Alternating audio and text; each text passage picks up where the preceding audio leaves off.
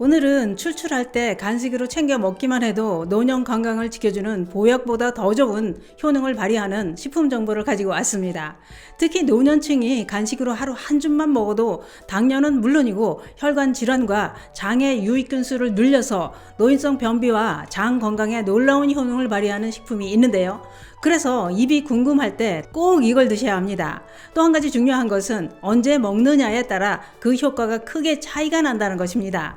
그것은 바로 이 견과류인데요. 그래서 준비했습니다. 어떤 견과류의 어떤 성분이 혈당 조절, 혈관 질환, 장 건강에까지 큰 도움이 되는지, 어떤 견과류에 보약보다 더 좋은 효능을 발휘하는 성분이 들어있는지, 언제 어떻게 먹어야 더 좋은 효능을 발휘하는지 몽땅 알려드리려고 준비했습니다. 간식으로 큰돈 들이지 않고 간편하게 맛있게 챙겨 드시면서 노년기 건강 확실하게 챙겨보시기 바랍니다. 그 이야기 지금 시작합니다. 안녕하십니까. 노년생활정보의 모든 것 주어사 전성시대입니다. 요즘 세상은 맛있는 게 넘쳐나는 세상입니다. 그러다 보니 맛있는 음식의 유혹을 뿌리치기가 쉽지 않습니다. 문제는 입에서 땡기는 맛난 음식들을 마음 놓고 먹다 보면 건강을 해칠 수도 있는 식품이 많다는 것입니다. 그게 그렇습니다. 입에서 맛있어서 자꾸 먹게 되는 것일수록 몸에 해를 끼치는 것이 아주 많습니다. 또한 간식을 챙길 때 입맛에 땡기는 취향대로 선택을 하게 되지 건강을 생각하면서 영양소 따져가면서 선택하지 않는 경우도 많습니다. 우리는 삼시세끼 밥만 먹고 살 수는 없습니다. 끼니 때가 되기 전 중간중간에 뭐라도 간식을 먹어줘야 합니다. 그래서 어느 집이나 여러 가지 간식을 준비해 두고 입이 심심할 때 먹게 되는데요. 여러분들은 간식으로 어떤 걸 드시고 계신가요? 과일도 챙겨 드시겠지만 아마 빵이나 떡, 고구마, 과자, 사탕 이런 걸 드시는 분들 많으실 텐데요. 특히 노년층이 간식으로 즐겨 드시는 것은 어렸을 때 많이 먹어왔던 빵이나 떡, 만두, 감자, 고구마, 옥수수 이런 걸 좋아합니다. 그래서 냉동실에 쟁여놓고 먹게 되는데요. 그런데 문제는 노년에는 치아도 부실하고 소화기능도 떨어지고 거기다가 당뇨를 앓고 있거나 혈관 질환이 발생했다면 간식을 먹을 때도 선택의 폭은 줄어듭니다. 특히 당뇨가 있다면 혈당 관리 때문에 제한해야 되는 식품이 아주 많은데요. 그런데 노년에는 누구나 간식으로 견과류를 꼭 챙겨 드셔야 한다는 것 알고 계신가요? 왜냐? 노년층이 간식으로 견과류를 챙겨 드시기만 해도 식사 때 부족했던 열량이나 영양소를 보충할 수 있기 때문입니다. 노년기에는 소화기능이 떨어져서 영양소 흡수 능력도 떨어지고 치아도 부실해서 식욕도 없어집니다. 그러다 보니 영양소 불균형으로 늘 기운이 없어 골골하게 됩니다. 이때 견과류 간식이 필요하다 이겁니다. 특히 노년층이 견과류를 꼭 먹어야 하는 이유는 여러 가지가 있습니다. 맛과 효능이 뛰어난 건강식품인 견과류를 간식으로 섭취하면 심장병 예방, 체중 감량에 도움이 될 뿐만 아니라 당뇨를 앓고 있는 분들도 혈당 걱정 없이 안심하고 드실 수 있기 때문입니다.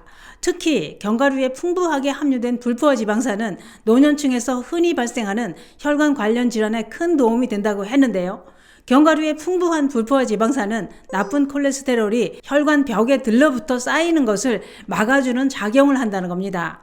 견과류의 이런 효능으로 노년에 흔히 발생하는 고혈압, 뇌졸중, 심혈관 질환을 막을 수 있다고 했는데요.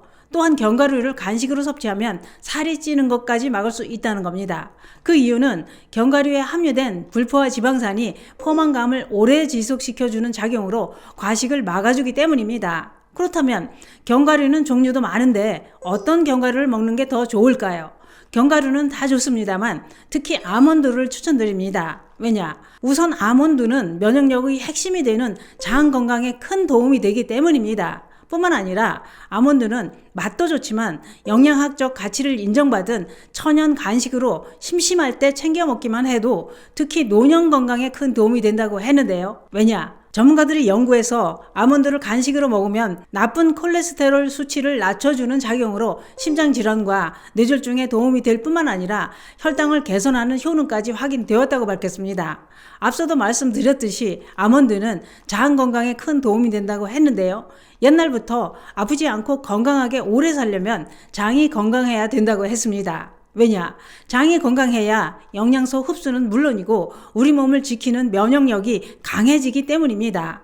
또한 장 건강은 신진대사, 피부 미용, 심지어 뇌와 연결이 되어 있다는 겁니다. 이렇게 장 건강이 우리 몸 전체의 건강과 큰 관련이 있다고 하는데요.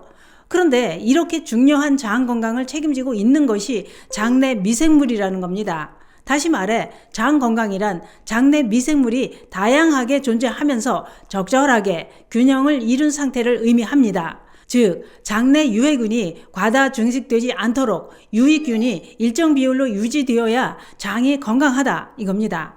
그런데 아몬드를 간식으로 꾸준히 먹으면 장내 미생물에 큰 도움이 된다는 겁니다. 전문가들이 연구해서 아몬드를 4주간 꾸준히 섭취한 그룹에서 장 건강을 증진시키는 부티르산이 크게 증가했을 뿐만 아니라 배변 활동도 향상돼 변비에도 큰 도움이 된다고 밝혔습니다.